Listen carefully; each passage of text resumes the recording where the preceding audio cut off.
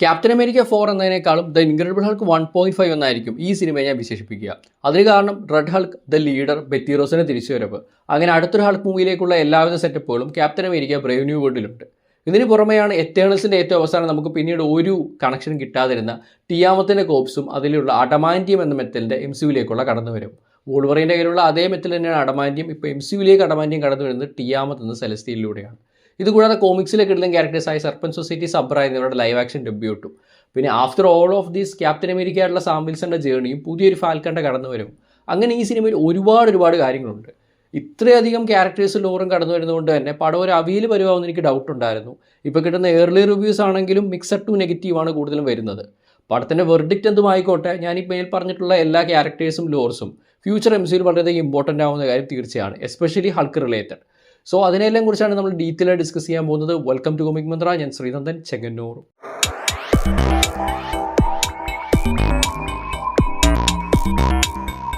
The leader. നമ്മൾ Red ഹൾക്കിൻ്റെ വീഡിയോയിൽ പറഞ്ഞിട്ടുണ്ടായിരുന്നു ലീഡറിനെ പറ്റി ഡീറ്റെയിൽ ആയിട്ടൊരു A to Z വീഡിയോ തന്നെ ചെയ്യുമെന്ന്. പക്ഷേ അതിനുള്ളൊരു സമയം കിട്ടിയില്ല. സോ നമുക്ക് തൽക്കാലം ലീഡറിനെ പറ്റി ബേസിക് ആയിട്ടുള്ള കാര്യങ്ങൾ പറഞ്ഞു പോവാം. പടം റിലീസിന് ശേഷം ഡീറ്റെയിൽ ആയിട്ട് ഒരു വീഡിയോ ചെയ്യാം. ഹൾക്കിൻ്റെ നില മാർവലിൻ്റെ ഏറ്റവും ഇൻ്റലിജൻറ്റ് ഡയബോളിക് വില്ലൻസിലാണ് ദ ലീഡർ അഥവാ സാമുവൽ സ്റ്റേൺസ്.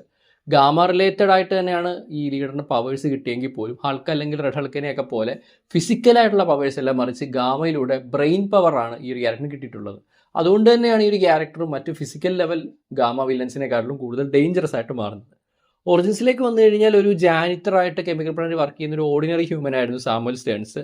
പുള്ളിയുടെ ലൈഫ് മാറുന്നതെന്ന് വെച്ച് കഴിഞ്ഞാൽ ഒരു ആക്സിഡൻറ്റിലൂടെ ലാബിൽ നിന്ന് ഗാമ റേഡിയേഷൻ ഏൽക്കുന്നു. എന്നാൽ റേഡിയേഷൻ പോയിസണിങ് കാരണം മരിക്കാതെ ഒരു ടെറിഫൈങ് മ്യൂട്ടേഷനിലോട്ട് അയാൾ കടന്നു പോകുന്നു. അങ്ങനെ അയാളുടെ ബ്രെയിൻ ഒരുപാട് വളരാൻ തുടങ്ങുന്നത്, അതായത് ബ്രെയിൻ വളരുന്നതുകൊണ്ട് തന്നെ വളരെയധികം വലുതാകുന്നു. അങ്ങനെയാണ് ഈ സ്കള്ള് വലുതായി നമ്മൾ ലീഡറിൻ്റെ ഒരു ഭയങ്കര വിയേർഡ് ആയിട്ടുള്ള ഒരു ഫേസിലേക്ക് കടന്നു വരുന്നത്. അങ്ങനെ ഇവഞ്ച്വലി ഇയാൾ ഒരു ജീനിയസ് ലെവൽ ഇൻ്റലക്റ്റ് ആയിട്ട് മാറുന്നു, കാരണം ബ്രെയിൻ അത്രത്തോളം ബിഗ് ആയിട്ടുണ്ട്. അങ്ങനെയാണ് ദ ലീഡർ എന്ന പേര് സാമുവൽ സ്റ്റേൺസ് തിരഞ്ഞെടുക്കുന്നതും അങ്ങനെ ഗാമ ബേസ്ഡ് സൂപ്പർ ഹ്യൂമൻസുമായിട്ട് ഒരു ഒബ്സഷൻ ഇയാൾക്ക് ഉണ്ടായി വരുന്നതും.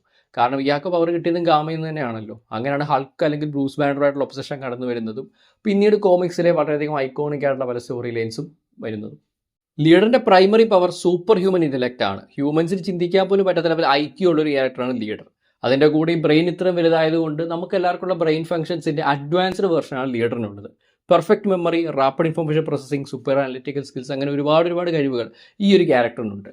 ഇപ്പോൾ ഈ ഒരു ക്യാരക്ടർ ഇത്രയധികം പവേഴ്സ് ഉണ്ടെങ്കിലും എന്തുകൊണ്ടാണ് കോമിക്സിലൊക്കെ പരാജയപ്പെടുന്നത് ചോദിച്ചു കഴിഞ്ഞാൽ എപ്പോഴും അരഗൻസും ഓവർ കോൺഫിഡൻസും ഉള്ളൊരു ക്യാരക്ടറാണ്. തനിക്ക് ഇത്രയും ബ്രെയിൻ ഉണ്ട്, താൻ ഹ്യൂമൻസിൻ്റെ കാളും ഒരുപാട് സുപ്പീരിയറാണ് ചിന്തിക്കുന്നതുകൊണ്ട് തന്നെ വളരെ ചെറിയ കാര്യങ്ങൾ പോലും ഇയാൾക്ക് വിട്ടുപോകാനുള്ള സാധ്യതയുണ്ട്. ആ ഒരു അഹങ്കാരത്തിൽ മതിമറക്കുക എന്നൊക്കെ പറയത്തില്ലേ, അതുപോലെയാണ് ദ ലീഡർ. ഇതാണ് മിക്കപ്പോഴും ലീഡറിൻ്റെ പരാജയത്തിന് കാരണമാകുന്നത്. അതേപോലെ തന്നെ ഗാമ റേഡിയേഷനിലുള്ള കുറച്ച് വൾണറബിലിറ്റി ഈ ഒരു ക്യാരക്ടറിനുണ്ട്. അതും ഈ ഒരു ക്യാരക്ടറിനെ കുറച്ചുകൂടെ വീക്കറാക്കി മാറ്റുന്നു. ലീഡർ ലൈവ് ആക്ഷനിൽ കടന്നു വരുന്നത് ദ ഇൻക്രെഡിബിൾ ഹൾക്കാണ്. അവിടെ ടിം ബ്ലേക്ക് നെൽസൺ ആണ് സാമുവൽ സ്റ്റേൺസ് അഥവാ മിസ്റ്റർ ബ്ലൂ ആയിട്ട് കടന്നു വരുന്നത്. എന്നാൽ വില്ലനായിട്ടായിരുന്നില്ല, ബ്രൂസ് ബാനറിനെ ഹെൽപ്പ് ചെയ്യുന്നൊരു ക്യാരക്ടറായിട്ടായിരുന്നു കടന്നു വരവ്. പക്ഷേ അവിടേക്കെത്തിയ എമിൽ ബ്ലോൺസ്കി തന്നെ അബോമിനേഷൻ ആക്കാൻ ആവശ്യപ്പെടുകയും അങ്ങനെയാണ് അബോമിനേഷൻ ഉണ്ടാവുകയും ചെയ്യുന്നത്. ഏറ്റവും അവസാന സീൻ നമ്മൾ കാണുന്നുണ്ട് ബ്രൂസ് ബാനറിൻ്റെ ബ്ലഡ് ഇയാൾ ഓൾറെഡി കളക്ട് ചെയ്ത് വെച്ചത് ഇയാളുടെ തലയിലോട്ട് വീണിട്ട് തല വലുതാവുന്നു എന്നുള്ളത്. So basically the incredible Hulk 2 വന്നിരുന്നെങ്കിൽ ദ ലീഡർ തന്നെ ആയതിനെ വില്ലൻ. എന്നാൽ യൂണിവേഴ്സലുമായിട്ടുള്ള മാർവലിൻ്റെ കോൺട്രാക്ട് ഇഷ്യൂസ് കാരണമാണ് ഇതുവരെ നമുക്കൊരു ഹൾക്കിൻ്റെ സെക്കൻഡ് മൂവി കിട്ടാതിരുന്നത്. എന്നാൽ ഇപ്പോഴത്തെ ഈ ഒരു ക്യാരക്ടറിനെ ഈ ഒരു സിനിമയിലൂടെ തിരിച്ചു കൊണ്ടുവരികയാണ്. റെഡ് ഹൾക്ക് ഈ സിനിമയ്ക്ക് ഏറ്റവും അധികം ഹൈപ്പ് കയറ്റിയ ഫാക്ടേഴ്സിലൊന്നായിരുന്നു റെഡ് ഹൾക്ക് ഈ സിനിമയിൽ കടന്നു വരുന്നു എന്നുള്ളത്. നിങ്ങൾക്ക് എല്ലാവർക്കും അറിയാം ജനറൽ തണ്ടർ ബോൾട്ട് റോസ് ആണ് റെഡ് ഹൾക്ക്. ആൻഡ് സിനിമയിലേക്ക് വരുമ്പോൾ ഇപ്പോൾ ഒരു ആർമി ജനറൽ അല്ല, മറിച്ച് US പ്രസിഡന്റ് ആണ്. സോ US പ്രസിഡന്റ് ഹൾക്കിൻ്റെ ഒരു ഡിഫറെൻറ്റ് മോൺസ്റ്ററായിട്ട് മാറുന്നു എന്ന് പറയുമ്പോൾ അവിടെ ഉണ്ടാകുന്ന ഹയർ സ്റ്റേക്സും പൊളിറ്റിക്കൽ പ്ലേയും വേറൊരു ലെവലിലായിരിക്കും. അതൊക്കെ തന്നെ ഈ സിനിമയിൽ നല്ല രീതിയിൽ എക്സ്പ്ലോർ ചെയ്യുമെന്ന് പ്രതീക്ഷിക്കുന്നു. എന്തായാലും റെഡ് ഹൾക്കിനെ പറ്റിയിട്ടും റെഡ് ഷീ ഹൾക്കിനെ പറ്റിയിട്ടും ഒരു A to Z വീഡിയോ നമ്മൾ നേരത്തെ തന്നെ ചെയ്തിട്ടുണ്ട്. സോ ഡീറ്റെയിൽ ആയിട്ട് അറിയാൻ താല്പര്യമുള്ളവർക്ക് ആ വീഡിയോ ചെക്കൗട്ട് ചെയ്യാവുന്നതാണ്. The serpent society. ഞാൻ ആദ്യമായിട്ട് ഒരു ടീമിനെ കാണുന്നത് അവഞ്ചേഴ്സ് മൈറ്റി സീറോസ് കാർട്ടൂൺ സീരീസിലും ആ ഒരു സമയത്ത് തന്നെ ബാലരമയിൽ ഉണ്ടായിരുന്ന സെയിം ആർട്ട് സ്റ്റൈലിലുള്ള കോമിക്സിലുമാണ്. ബേസിക്കലി മാർവലിൻ്റെ ഒരു പാമ്പൻ ടീമാണ് സർപ്പൻറ്റ് സൊസൈറ്റി എന്ന് പേരിൽ നിന്ന് തന്നെ പറയാൻ സാധിക്കുമല്ലോ.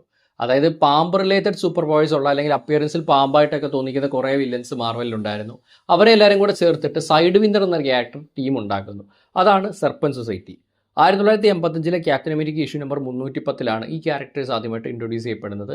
ആൻഡ് ഈ ഒരു ടീം എന്ന് പറയുന്നത് ഒരിക്കലും ഒരു സ്ഥിരം സൂപ്പർ വില്ലൻ ടീം എന്നതല്ല, കാശ് വാങ്ങി കൊട്ടേഷൻ ചെയ്യുന്ന ടീമാണ് ഇത് മെയിനായിട്ട് കടന്നു വരുന്നത്. അപ്പോൾ ഈ ഒരു ടീമിനെ ആക്ച്വലി ക്യാപ്റ്റൻ അമേരിക്ക 3 തന്നെ, അതായത് സ്റ്റീവ് റോജേഴ്സ് ഉള്ള സമയത്ത് തന്നെ മെയിൻ വില്ലനായിട്ട് കൊണ്ടുവരാൻ കുറച്ച് പ്ലാൻസ് ഒക്കെ ഉണ്ടായിരുന്നു. ഈവൻ കോമിക്കോണിൽ MCU ഫേസ് 3 അനൗൺസ് ചെയ്ത സമയത്ത് പോലും captain America the serpent society എന്ന് പറഞ്ഞിട്ടായിരുന്നു ആ ഒരു 3rd മൂവി ആദ്യം അനൗൺസ് ചെയ്തത്. ഇതിന് കാരണം സിവിൽ വാർ എന്നുള്ളൊരു ടൈറ്റിൽ ഏറ്റവും അവസാനം അനൗൺസ് ചെയ്ത് ഒരു ബിഗ് റിവീൽ ആക്കണം എന്നുള്ളത് തന്നെയാണ്. കാരണം ഏറ്റവും ആദ്യം സിവിൽ വാർ എന്ന് പറഞ്ഞു കഴിഞ്ഞാൽ ബാക്കി വരുന്ന പ്രൊജക്റ്റുകൾക്കുള്ള ഹൈപ്പ് ഡൗൺ ആയിട്ട് വരുമല്ലോ. സോ ആദ്യം ഒരു തമാശ പോലെ സർപ്പന്റ് സൊസൈറ്റിയിൽ നിന്ന് ചുമ്മാ ഒരു ടൈറ്റിൽ ഇട്ടിട്ട് ഏറ്റവും അവസാനം സർപ്പന്റ് സൊസൈറ്റി അല്ല സിവിൽ വാർ ആണെന്ന് പറയുകയുണ്ടായി. എന്തായാലും അതിലൂടെ കുറേ പേരെങ്കിലും സർപ്പന്റ് സൊസൈറ്റി എന്ന് കേട്ടിട്ടുണ്ടായിരിക്കും. പക്ഷേ ഇപ്പം 4ാമത്തെ സിനിമ ആയപ്പോഴാണ് സർപ്പന്റ് സൊസൈറ്റി ആക്ച്വലി MCUയിലേക്ക് കടന്നു വരുന്നത്. ക്യാപ്റ്റൻ അമേരിക്ക ബ്രേവ് ന്യൂ വേൾഡിൽ മെയിനായിട്ടും 2 സർപ്പന്റ് സൊസൈറ്റി ടീം മെമ്പേഴ്സാണ് കടന്നു വരുന്നത്. അതിലാദ്യത്തേതാണ് സൈഡ് വിൻഡർ എന്ന സെത്ത് വോക്കർ. നിങ്ങൾക്ക് എല്ലാവർക്കും ഞാൻ ഓൾറെഡി പറഞ്ഞു തന്നെ മനസ്സിലായി കാണും, ടീമിൻ്റെ മെയിൻ ലീഡറും ടീമിനെ ഫൗണ്ട് ചെയ്യുന്നത് നമുക്ക് കോമിക്സിൽ ഈ ഒരു ക്യാരക്ടർ തന്നെയാണ്. സിനിമയിലേക്ക് വരുമ്പോഴത്തേക്കും ഗ്യാൻ കാർലോ എസ്പോസിറ്റോ എന്ന ബ്രേക്കിംഗ് ബാഡിലൂടെ നമുക്ക് എല്ലാവർക്കും ഫേവറേറ്റ് ആയിട്ട് മാറിയ ആക്ടറാണ് സൈഡ് വിൻഡറായിട്ട് അഭിനയിക്കുന്നത്. ഈ ഒരു ക്യാരക്ടർ ശരിക്കും പണ്ടൊരു കോളേജ് പ്രൊഫസർ ആയിരുന്നു, പിന്നീട് ക്രിമിനലായിട്ട് മാറി. അങ്ങനെ ഇരിക്കുകയാണ് ഇയാളൊരു സർപ്പന്റ് ക്രൗൺ കണ്ടുപിടിക്കുന്നത്. അതിൽ നിന്ന് ഇയാൾക്ക് കിട്ടുന്ന മിസ്റ്റിക് എനർജീസിൻ്റെ എക്സ്പോഷറിലൂടെ ഒരുപാട് സൂപ്പർ പവേഴ്സ് കിട്ടും. മെയിനായിട്ടുള്ള സൂപ്പർ പവറാണ് ടെലിപ്പോർട്ടേഷൻ. അതായത് അയാൾ ആഗ്രഹിക്കുന്നതനുസരിച്ചിട്ട് അപ്പിയർ ചെയ്യാനും റീഅപ്പിയർ ചെയ്യാനും സാധിക്കും. സോ ഒരു ഫൈറ്റ് സീനിലൊക്കെ ആണെങ്കിൽ തന്നെ പെട്ടെന്ന് അങ്ങോട്ടും ഇങ്ങോട്ടും മാറി കളിക്കാൻ ഈ ഒരു ക്യാരക്ടറിന് പറ്റും. അതുകൊണ്ട് തന്നെ ഈ ക്യാരക്ടറായിട്ട് ഫൈറ്റ് ചെയ്യുന്നത് ഇച്ചിരി ബുദ്ധിമുട്ടാണ്. തന്നെപ്പോലെ ഇത്തരത്തിൽ പാമ്പ് റിലേറ്റഡ് പവേഴ്സ് ചെയ്തിട്ടുള്ള എല്ലാവരും കൂടെ ചേർത്തിട്ടാണ് serpent society side winner start ചെയ്യുന്നത്. നേരത്തെ പറഞ്ഞതുപോലെ ഒരു റാൻഡം സൂപ്പർ വില്ലൻ ടീം എന്നതിനേക്കാൾ കൂടുതൽ ബിസിനസ് ആണ് ഈ ഒരു ടീം. കൊട്ടേഷനൊക്കെ ഏറ്റെടുക്കുകയും അല്ലാതുള്ള കൊള്ളകളും എല്ലാം കൂടെ ചേർത്തിട്ട് ഒരു വലിയ ബിസിനസ് തന്നെയാണ് സർപ്പന്റ് സൊസൈറ്റി ചെയ്യുന്ന ടീം. അതുകൊണ്ട് തന്നെ ഒരു കണ്ണിങ് ബിസിനസ് മാനും സ്ട്രാറ്റജിസ്റ്റുമാണ് വൈഡ് വിൻഡർ. സൈഡ് വിൻഡർ കൂടാതെ കോപ്പർ ഹെഡ് എന്ന മറ്റൊരു സർപ്പന്റ് സൊസൈറ്റി ക്യാരക്ടറും ഈ സിനിമയിൽ ഒരു പ്രധാനപ്പെട്ട റോളിൽ കടന്നു വരുന്നുണ്ട്. കുറച്ചുകൂടി ഒരു ഡെഡ്ലി അല്ലെങ്കിൽ വയലൻ്റ് ആയിട്ടുള്ള ക്യാരക്ടറാണ് കോപ്പർ ഹെഡ്. മെയിനായിട്ടുള്ള കോപ്പർ ഹെഡിൻ്റെ പവർ എന്ന് വെച്ച് കഴിഞ്ഞാൽ തന്നെ സർപ്പന്റ് തീമിൻ്റെ ആർമറാണ്. ഈ ആർമർ പ്രൊട്ടക്ഷൻ കൊടുക്കുമെന്നത് മാത്രമല്ല ഫിസിക്കൽ അബിലിറ്റീസ് എൻഹാൻസ് ചെയ്യുകയും ചെയ്യും. അതിൻ്റെ കൂടെ റേസർ ഷാർപ്പായിട്ടുള്ള ഫാങ്സും ക്ലോസും ഒക്കെ ഉള്ളതുകൊണ്ട് വയലൻ്റ് ആയിട്ട് ഫൈറ്റ് ചെയ്യുന്ന ഒരു ക്യാരക്ടറാണ് കോപ്പർ ഹെഡ്. സിനിമയിൽ ജൊഹാനസ് ഓക്കൂർ ജോഹാൻസറാണ് കോപ്പർ ഹെഡായിട്ട് അഭിനയിക്കുക.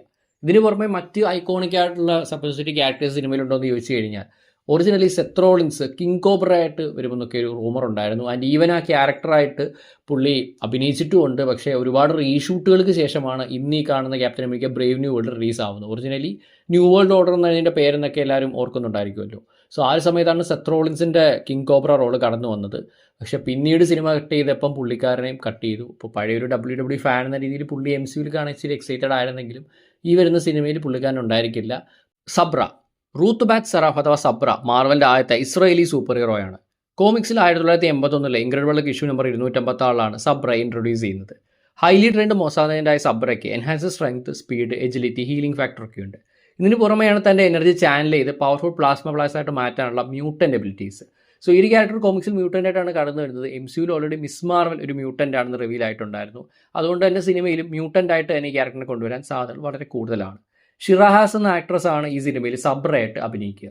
മേൽപ്പറഞ്ഞ ക്യാരക്ടേഴ്സിന് പുറമെ Falcon and the Winter Soldier introduce ചെയ്തിട്ടുണ്ടായിരുന്ന പഴയ ബ്ലാക്ക് ക്യാപ്റ്റൻ അമേരിക്കയായ ഇസയ ബ്രാഡ്ലി, അതേപോലെ ഇൻക്രെഡിബിൾ ഹൾക്കിൽ ഉണ്ടായിരുന്ന ഹൾക്കിൻ്റെ ലവ് ഇൻട്രസ്റ്റ് ബെറ്റി റോസ് എന്നിവരും ഈ സിനിമയിൽ കടന്നു വരുന്നുണ്ട്. നമുക്കെല്ലാം പറയാം കോമിക്സിൽ ബെറ്റി റോസ് ഷീ റെഡ് ഹൾക്കായിട്ട് മാറുന്നുണ്ട്. സോ ഇത്രയും കാലം തണ്ടർബോൾട്ട് റോസിനെ സിവിൽ വാറിലോ ഇൻഫിനിറ്റി വാറിലോ എല്ലാം കാണിച്ചിട്ട് ബെറ്റിയുടെ ഒരു സൂചന പോലും ഇല്ലായിരുന്നു. പക്ഷേ ഇപ്പോൾ ഈ സിനിമയിൽ റെഡ് ഹൾക്കായിട്ട് തണ്ടർബോൾട്ട് റോസ് മാറുമ്പോൾ ബെറ്റിയും കടന്നു വരുന്നുണ്ട് എന്നുള്ളതിനാൽ ഫ്യൂച്ചർ ഇൻക്രെഡിബിൾ ഹൾക്ക് 2 അല്ലെങ്കിൽ അടുത്തൊരു വേൾഡ് വാർ ഹൾക്ക് മൂവി വരികയാണെങ്കിൽ അതിൽ ഷീ റെഡ് ഹൾക്കായിട്ട് ബെറ്റി റോസ് മാറാനുള്ള സാധ്യതകൾ വളരെ കൂടുതലാണ്. ഇനി നമുക്ക് പറയാനുള്ള ഈ സിനിമയിലെ മെയിൻ പ്രോട്ടഗോണിസ്റ്റ് ആയിട്ടുള്ള സാം വിൽസൺ ക്യാപ്റ്റൻ അമേരിക്കയെ കുറിച്ചാണ്. ക്യാപ്റ്റൻ അമേരിക്ക ദ വിന്റർ സോൾജറിലൂടെയാണ് സാം വിൽസൺ എന്ന ഫാൽക്കണെ ആദ്യമായി MCUയിലേക്ക് ഇൻട്രൊഡ്യൂസ് ചെയ്യുന്നത്. പിന്നീട് അവഞ്ചേഴ്സ് ഏജ് ഓഫ് അൾട്രോണിന്റെ എൻസീനിലൂടെ അവഞ്ചേഴ്സ് ടീമിന്റെ ഭാഗമായിട്ടും ഫാൽക്കൺ മാറുന്നു. സിവിൽ വാറിലെ സംഭവങ്ങൾക്ക് ശേഷം എല്ലാവരും ഹണ്ട് ചെയ്തുകൊണ്ടിരുന്ന ക്യാപ്റ്റൻ അമേരിക്കയുടെ കൂടെ എന്ന ക്യാരക്ടേഴ്സിലുള്ളായിരുന്നു ഫാൽക്കൺ. ആൻഡ് എൻഡ് ഗെയിമിൻ്റെ അവസാനം ക്യാപ്റ്റൻ അമേരിക്ക തൻ്റെ ഷീൽഡ് ഫാൽക്കൺ കൈമാറി തൻ്റെ മാൻഡിൽ പാസ് ചെയ്യുന്നു. ഫാൽക്കൺ എന്ന വിന്റർ സോൾജർ സീരീസിലൂടെയായിരുന്നു ഇതിൻ്റെ ഒരു കണ്ടിന്യൂഷൻ കിട്ടിയിട്ടുണ്ടായിരുന്നത്. അതിൻ്റെ ഏറ്റവും അവസാനം വക്കാണ്ടിൽ നിന്ന് വൈബ്രേനിയം സ്യൂട്ട് ധരിച്ചിട്ട് പ്രോപ്പർ ക്യാപ്റ്റൻ അമേരിക്ക ആയിട്ട് തന്നെ സാം വിൽസൺ മാറുന്നുണ്ട്. എന്നാൽ ഈ ഒരു സിനിമയിലേക്ക് കടന്നു വരുമ്പോഴാണെങ്കിലും ഒരുപാട് പേർക്ക് ഇപ്പം റിയൽ ലൈഫിലാണെങ്കിലും ആ ഒരു യൂണിവേഴ്സിലാണെങ്കിലും സ്റ്റീവ് റോജേഴ്സിന് പകരം ഒരു ക്യാപ്റ്റൻ അമേരിക്ക സങ്കല്പിക്കാൻ പോലും സാധിക്കില്ല. അപ്പോഴാണ് സാം വിൽസന്റെ കടന്നു വരവ്. സോ താൻ സ്റ്റീവ് റോജേഴ്സിൻ്റെ അത്രയും പൂർത്തി അല്ലെങ്കിൽ പോലും ക്യാപ്റ്റൻ അമേരിക്ക ആവും പൂർത്തിയാണെന്ന് ഈ ഒരു ക്യാരക്ടറിന് തെളിയിക്കേണ്ട ആവശ്യം ആ ഒരു വേൾഡിലും ഉണ്ട്, റിയൽ ലൈഫിലും ഉണ്ട്. അതെങ്ങനെയാകും എന്നുള്ളത് ഈ ഒരു സിനിമയിലെ ഒരു മെയിനായിട്ടുള്ള പ്ലോട്ട് പോയിന്റ് ആയിരിക്കും with all these clashes and conflicts. ഇതിൻ്റെ കൂടെയാണ് പുതിയൊരു ഫാൽക്കണിൻ്റെ കടന്നുവരവ്. സോ സ്റ്റീവ് റോജേഴ്സിൻ്റെ കൂടെ ഫാൽക്കണായിട്ട് സാം വിൽസൺ ഉണ്ടെങ്കിൽ സാം വിൽസൺ ക്യാപ്റ്റൻ അമേരിക്ക ആകുമ്പോൾ പുതിയൊരു ഫാൽക്കൺ കടന്നു വരുന്നുണ്ട്. ആ ഫാൽക്കണാണ് Joaquin Torres. Falcon and the Winter Soldier സീരീസിലാണ് നമ്മൾ ആദ്യമായിട്ട് ഈ ഒരു ക്യാരക്ടറിനെ കണ്ടിട്ടുണ്ടായിരുന്നത്. ഡാനി റാമറസ് ആണ് ആ ഒരു സെയിം ക്യാരക്ടറായിട്ട് ഈ സിനിമയിലും കടന്നു വരുന്നത്. US എയർഫോഴ്സ് ലഫ്റ്റനൻറ്റും ഇൻ്റലിജൻറ്റ് ഓഫീസറുമായിട്ടുള്ള ജോവാക്കിൻ ടോറസ് ഫാൽക്കൻ്റെ ഏറ്റവും അടുത്ത സുഹൃത്തുക്കളുള്ള ഒരാളായിരുന്നു. ഇപ്പോഴത്തെ പുതിയ ഫാൽക്കനായിട്ട് മാറുന്നുണ്ട്. കോമിക്സിലേക്ക് വന്നു കഴിഞ്ഞാൽ ഡോക്ടർ കാൾ മാലസ് എന്ന സൂപ്പർ വില്ലൻ്റെ എക്സ്പെരിമെൻസ് സബ്ജക്റ്റായിട്ട് ഒരു ഹ്യൂമൻ ഫാൽക്കൺ ഹൈബ്രിഡ് ആയിട്ട് തന്നെ ഈ ഒരു ക്യാരക്ടർ മാറുന്നുണ്ട്. എന്നാൽ MCUവിൽ ഈ ഒരു ഗ്രൗണ്ടഡ് ലെവലായിട്ട് വരുന്ന സിനിമ ആയതുകൊണ്ട് തന്നെ ആ ലെവലിലോട്ട് അധികം പോകുമെന്ന് എനിക്ക് തോന്നുന്നില്ല. ഈ ഫാൽക്കൺ പണ്ടുണ്ടായിരുന്ന വളരെ ഒറിജിനൽ വിങ് സ്യൂട്ടൊക്കെ ധരിച്ച് തന്നെയായിരിക്കും വാക്കിൻ ടോറസിൻ്റെ കടന്നു വരും. സ്റ്റീവ് റോജേഴ്സ് ഇല്ലാത്തൊരു ക്യാപ്റ്റൻ അമേരിക്ക സിനിമ കാണാൻ ഒരുപാട് പേർക്ക് താല്പര്യമില്ല. അതുകൊണ്ട് തന്നെ ഇനിഷ്യലി ആണെങ്കിലും ഇപ്പോഴാണെങ്കിലും അധികം ഹൈപ്പ് ഇല്ലാത്തൊരു സിനിമ തന്നെയാണ് ബ്രേവ് ന്യൂ വേൾഡ്.